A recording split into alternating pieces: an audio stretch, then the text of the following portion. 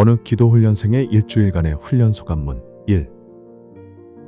최근 기도훈련을 시작한 외국의 선교사님께서 일주일 동안 훈련한 소감을 말해주었어요. 그분이 말한 것은 5가지였는데 오늘은 그 얘기를 좀 해볼게요. 첫 번째로 말씀하신 게 찬송이었어요. 영성학교는 주일 예배를 시작하면 1시간 동안 찬송가를 부르잖아요. 그러나 대부분의 교회는 찬송가 대신 CCM을 부르죠.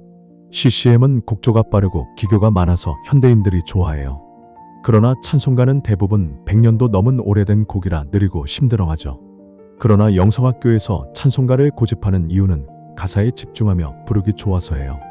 찬송이란 하나님을 찬양하는 노래잖아요. 그러나 자신의 기분에 맞추어서 부른다면 그게 무슨 찬송이겠어요. 그래서 영성학교 예배는 찬송가를 무려 1시간 동안 불러서 온 식구들이 하나님을 예배하고 찬송하는 시간을 중요시해요. 두 번째로 천국과 지옥에 대한 설교라고 말씀하셨어요. 사실 천국과 지옥에 대한 주제로 설교하는 목사들이 거의 없는 게 차가운 현실이에요.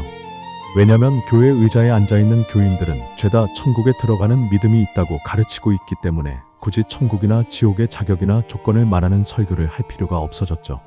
그러나 사실은 그게 새빨간 거짓말이에요. 성경에는 영적 기도를 하고 주일 성수를 하는 교인들이 구원받는 백성이 되었다는 말이 없어요. 성경의 잣대라면 하나님의 뜻대로 행하면서 날마다 자신의 죄를 토설하고 회개하며 죄를 부추기는 악한 영과 싸워 이기는 자가 되어야 하고, 그러기 위해서는 육체의 사람에서 성령의 사람으로 다시 태어나야 천국 백성이 된다고 말하고 있어요. 그러나 한국 교회는 성경의 구원관을 교단에서 숭배하는 신학자들의 주장을 교리로 삼아 성경 위에 두고 가르치고 있으니 기가 막힌 일이에요.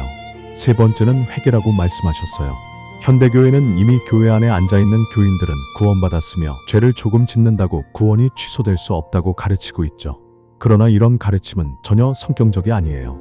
성경에서 말하는 죄는 하나님의 뜻과 예수님의 명령에 불순종하는 모든 말과 행동은 물론 생각까지 총망라하는 것으로 모든 인간은 예외 없이 죄인이라고 선포하고 있어요. 그것이 예수님이 이 땅에 오신 목적이잖아요. 인류의 죄를 대신 지시고 십자가에 보혈을 흘려주심으로 보혈의 공로를 힘입어 자신의 죄를 고백하고 전심으로 회개하면 용서를 받아 하나님의 자녀가 되는 권세를 받고 구원의 문이 열린 거잖아요.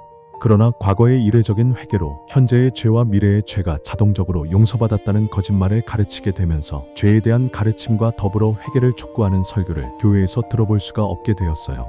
아니, 회개하지 않은 죄까지 용서해 준다면 하나님을 모르는 세상 사람들도 구원받을 수 있다는 말이 아닌가요? 이렇게 초딩이도 믿지 않는 말을 가르치고 있으니 기가 막힌 일이 아닐 수 없어요.